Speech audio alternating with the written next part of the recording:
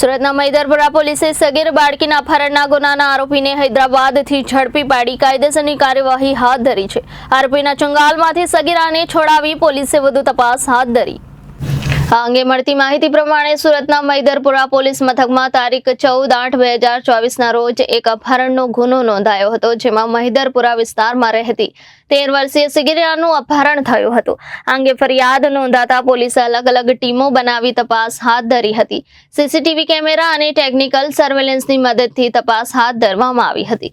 આ દરમિયાન બાતમી મળી હતી કે સગીરાને એક ઇસમ ભગાડીને લઈ ગયો હતો। સગીરાને ભગાડી જનાર મોહમ્મદ નૂર બાબુ બદરુદ્દીન સૈયદ સગીરાને સાથે રાખી પોતાની ધરપકડ ટાળવા ભારતના અલગ અલગ રાજ્યોમાં છુપાઈને ફરતો હતો। આ દરમિયાન પોલીસને બાતમી મળી હતી કે તે હાલ હૈદરાબાદ, તેલંગાણા રાજ્યોમાં છુપાયેલો છે, જેથી પોલીસની ટીમો હૈદરાબાદ પહોંચી હતી અને પોલીસને આરોપીને ઝડપી પાડ્યો હતો। પકડાયેલા આરોપીના ચુંગાલમાંથી 13 વર્ષીય કિશોરીને છોડાવી હતી। હાલ તો પોલીસે આરોપી વિરુદ્ધ ભારતીય ન્યાય સંહિતાની કલમ 64 તેમજ પોક્સોના કાયદાની કલમનો ઉમેરો કરી તેની ધરપકડ કરી વધુ તપાસ હાથ ધરી છે। Bureau report Janadesh news, Surat.